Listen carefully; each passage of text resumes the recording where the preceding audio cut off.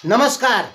नेपाल के प्रधानमंत्री केपी शर्मा ओली को उनके विपक्षी जो दल हैं वो उनको भारत का दलाल घोषित करने की कोशिश कर रहे हैं। अभी आपने देखा होगा कि प्रधानमंत्री ओली ने दशई के उपलक्ष्य में सभी नेपालियों को बधाई दी और उस पे जो उन्होंने मैप का प्रयोग किया वो नया मैप था। लेकिन नेपाल के जो विपक्षी दल हैं उन्होंने कहा कि प्रधानमंत्री ओली ने पुराना मैप प्रयोग किया। सूर्य बहादुर थापा की तरफ से बयान आया है कि जो प्रधानमंत्री ओली ने मैप का प्रयोग किया है वो नया मैप है। आप इस मैप को गहराई से देखें, इसमें लिम्पियाधुरा, कालापानी, लिपुलेख सब शामिल है जो प्रधानमंत्री ओली ने जारी किया था। दशई के उपलक्ष्य में सभी नेपालियों को बधाई देते समय जिस मैप का प्रयोग किया गया है वो नेपाल का नया मैप है। नेपाल का पुराना मैप बिल्कुल नहीं है। लेकिन ओली विरोधी जो पार्टियां हैं वो प्रधानमंत्री ओली को भारत का दलाल घोषित करने की पूरी कोशिश कर रहे हैं।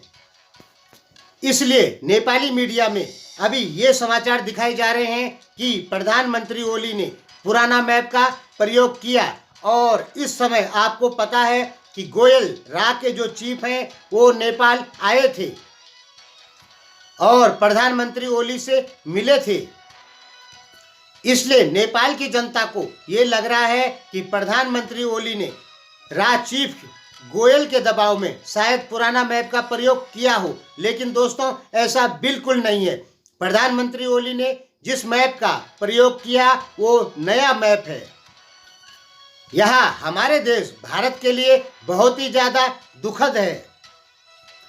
प्रधानमंत्री ओली और रा चीफ गोयल के बीच में जो बातचीत हुई है उसको लेके नेपाली मीडिया का कहना है कि प्रधानमंत्री ओली रा के बोलने पर चल रहे हैं। लेकिन दोस्तों ऐसा बिल्कुल नहीं है। हमारे 30 साल का राजनीतिक अनुभव ये कहता है कि प्रधानमंत्री ओली और गोयल के बीच में जो बातचीत हुई उनके बीच बातचीत नहीं बनी। हमें प्रधानमंत्री ओली और रॉ चीफ गोयल के बीच में विरोधाभास नजर आ रहा है। लेकिन नेपाल के समाचार पत्र ये बताने की कोशिश कर रहे हैं कि प्रधानमंत्री ओली अब रॉ के अनुसार चल रहे हैं। यानी भारत का दलाल प्रधानमंत्री ओली को बताने की कोशिश कर रहे हैं नेपाल के समाचार पत्र। और उसका एग्जाम्पल उन्होंने ये कहकर दिया कि प्रधानमंत्री ओली ने दशई की शुभकामना में जो मैप का प्रयोग किया वो उस मैप या वो मैप पुराना मैप है।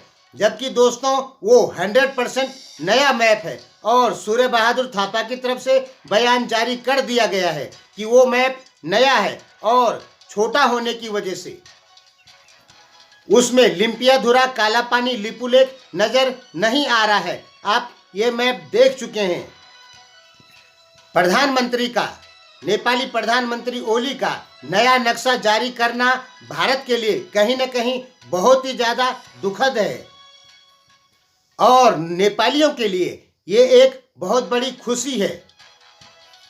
तो कह सकते हैं कि भारत और प्रधान ओली के बीच में समस्याओं का समाधान बिल्कुल नहीं हुआ है। भले ही मीडिया कुछ भी कहे, लेकिन ओली और भारत के बीच में जितने भी विवाद के मुद्दे थे उन पर सहमति बिल्कुल नहीं बनी है। भले ही नेपाली मीडिया कुछ भी कहे और प्रधानमंत्री ओली को भारत का दलाल घोषित कर दे, लेकिन प्रधानमंत्री ओली और भारत के बीच में किसी भी मुद्दे पर सहमति नहीं बनी है। तो कह सकते हैं कि जो भारतीय लोग सोच रहे थे कि अब नेपाल से संबंध अच्छे होंगे वो सरासर गलत है। फिलहाल हमें नहीं लग रहा है कि नेपाल से भारत के संबंध अच्छे होंगे।